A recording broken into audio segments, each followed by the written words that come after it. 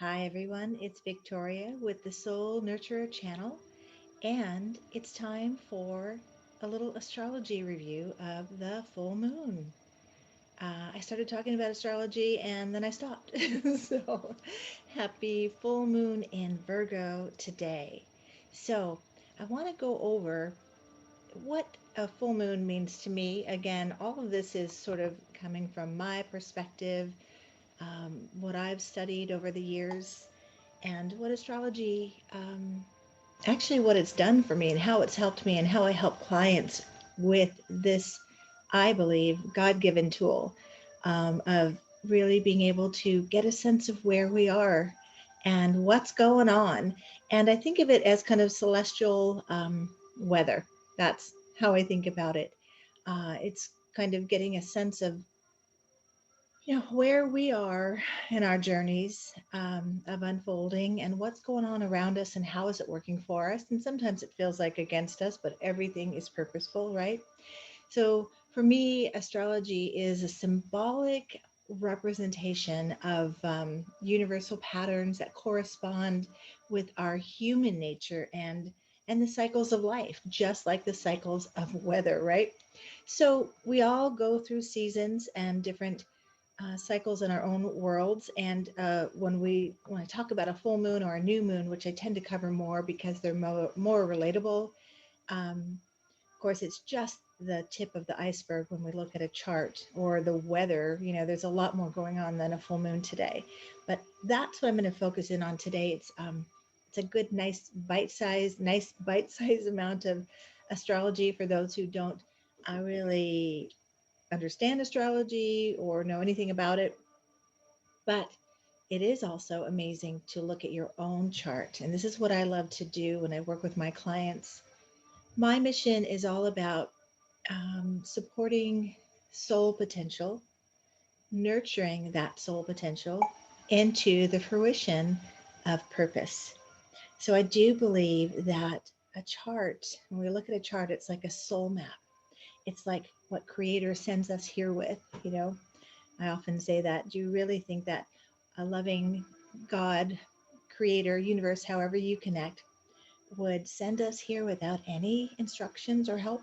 So that's how I see it. And this is my opinion. We all have a right to our own opinions, but that's what I believe. And listen, I astrology astrology has been part of my life since I was a kid. I can still have a beautiful memory of my mom opening up the paper in the morning and reading her horoscope for the day and reading mine, and it didn't really mean anything, but it was kind of a connection thing with my mom and I. And then it just made me curious. And when I was in junior high and really curious about human nature and behavior and why people were so different, and I started to look into astrology.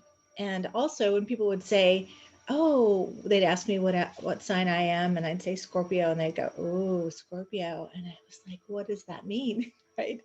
So then I learned that you needed to look at a full chart to know who you uniquely are. And so when I discovered, yeah, I'm a Scorpio, but I have a lot of fire. I've got a moon in Leo. I've got Sag and Venus and Mars.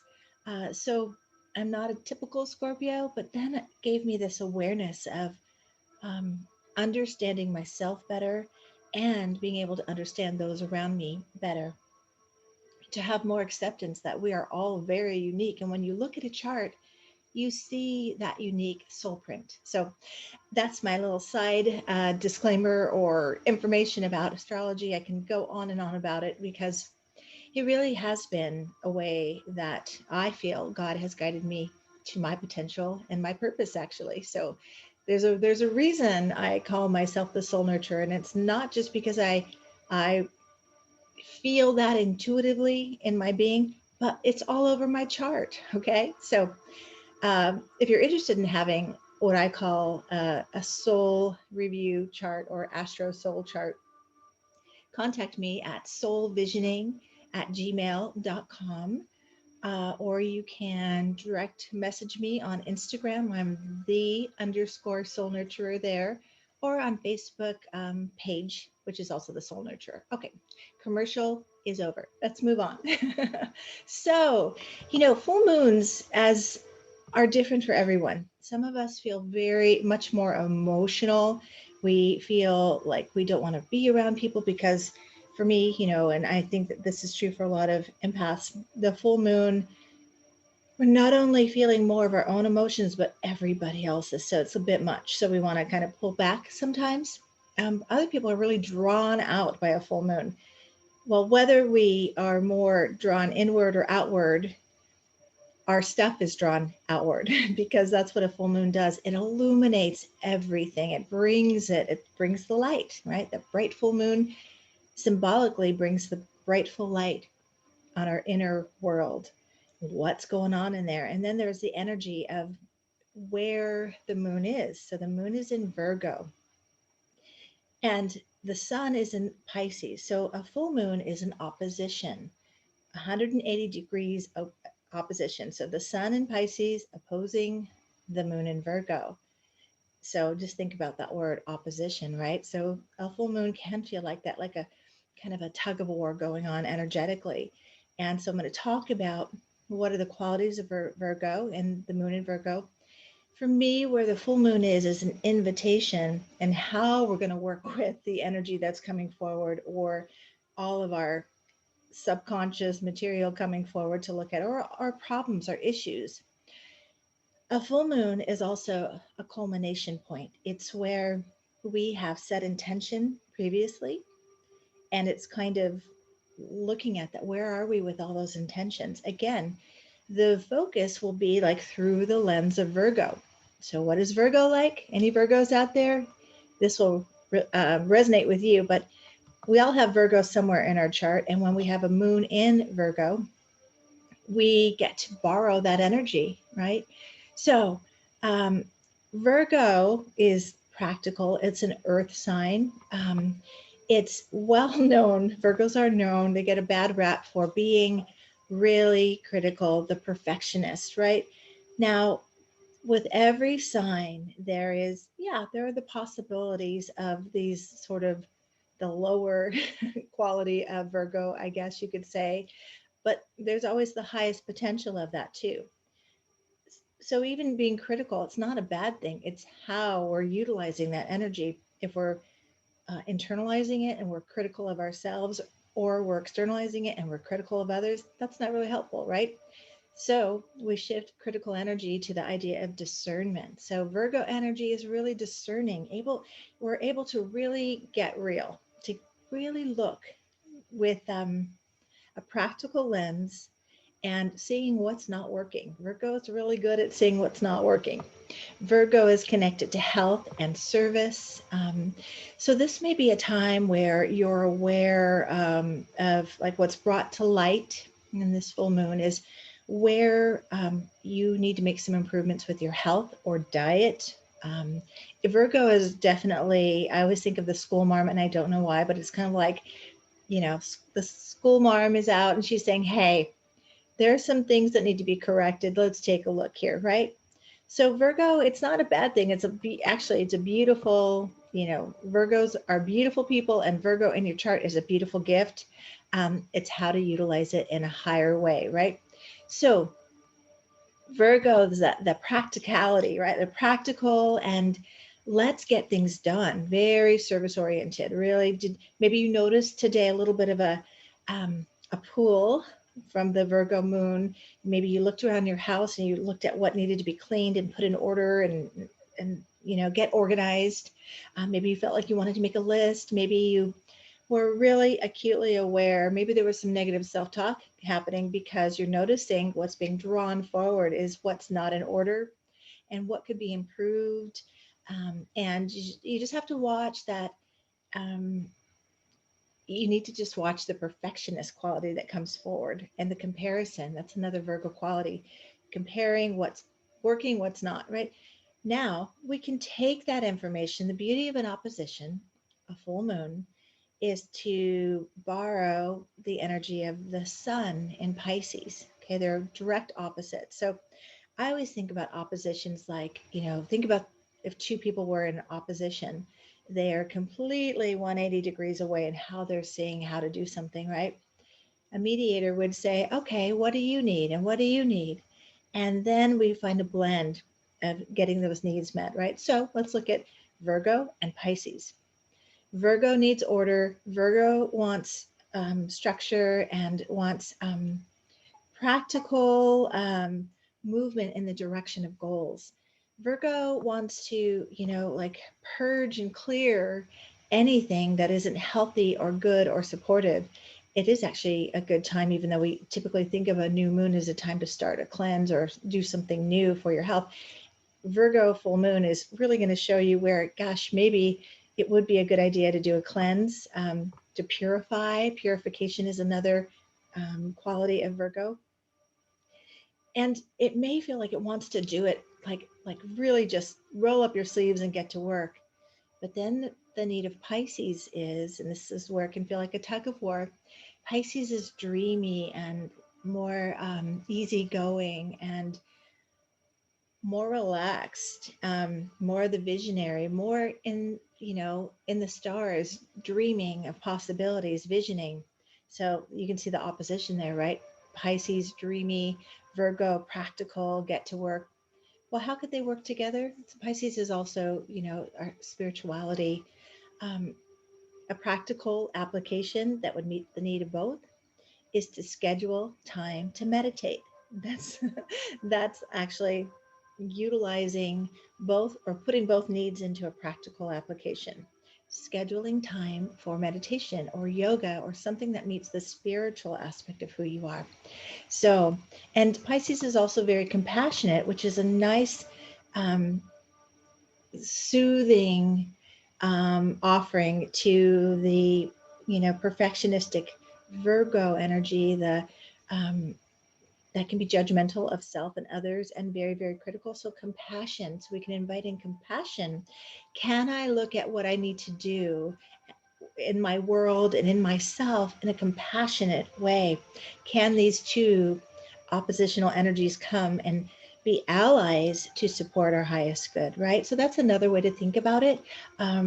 Again, I just want to look at my notes really quick just before I wrap up. I always want to make sure I touch on what came to my heart to share. So again, Virgo full moon, um, time to cleanse, purify, and detox is another thing. But again, the full moon brings forward. So be really gentle and pace with that compassionate Pisces energy. Um, you may feel overwhelmed, so take it to a journal. Again, write a list. Don't carry it in your mind or in your body. Put it out, externalize it. It actually is a beautiful time to do a vision board. Practical, like Virgo loves to do something, like, likes a task or a job. And Pisces likes to vision and imagine and be creative. So that's a perfect blend for this time right now. So Virgo just wants us to have our eyes open, to be logical and realistic about what is. Virgo energy can be too logical that it can't see the possibilities that, not just Pisces bringing, but I believe God is bringing us possibilities all the time. And if we're too in our, and this is Virgo energy, just very nose to the grindstone, just work, work, work, and keeping these routines. That's how they feel contained. Routines can really help Virgo and a Virgo sun sign or a Virgo rising or even a Virgo moon feel very stable when they have a routine. And if they're out of routine or they're out of the plan that they have, developed to help them feel safe, everything we create in habits and patterns is to help us feel safe. Now, this is extremely important for Virgos because Virgos have very active minds. Now, active worry minds, they can worry and get into anxiety really easily because Virgo energy tends to look at what's wrong. We all have this, by the way. It's called the negativity bias. It's part of our primal brain's way of keeping us safe, right? It's going to look at everything on the external that we might have an association to not safe, and it's going to give us some information, right? Virgo energy can see all of what's not wrong. I mean, it's like amplified. And on a full moon, we all feel that. It's like we're borrowing Virgo energy to feel what that's like. So if you're feeling anxious, bring in some of that compassion from Pisces. Practice some of your spiritual um, tools. Meditate, pray, vision.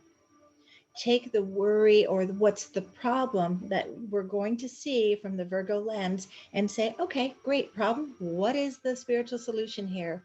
What are the possibilities? That expands us out of anxiety and into the flow of possibility. Okay. So if you feel that push pull energy, you might. If you feel overwhelmed, here's what you can do. Again, make a list, take this to meditation or prayer, journal about what you're noticing, put it, externalize it, and say, okay, great. Now what can I do? And create a plan of care. It's a wonderful time to create and think about expanding your self care right now. Really good combination there to self care and your spiritual practice. Okay, so I think that's all I've got here. Let me just double check these very opposite qualities, right? Virgo, you have to remind Virgos to stop working so much, and you have to remind Pisces to come back to Earth. So, how can they work together?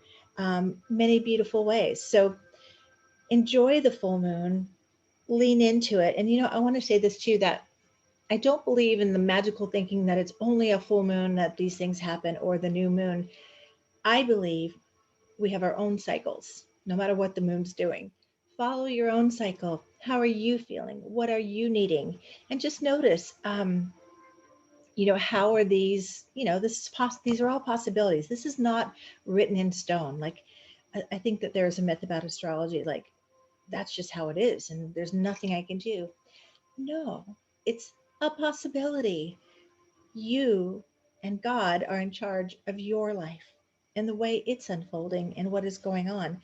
This is just information that may help you. Like, hey, it's going to rain tomorrow. Get your raincoat on. I hope that makes sense to you. If you have any questions, please do reach out to me. Comment below. I love comments. You can direct message me if you're watching this on Instagram.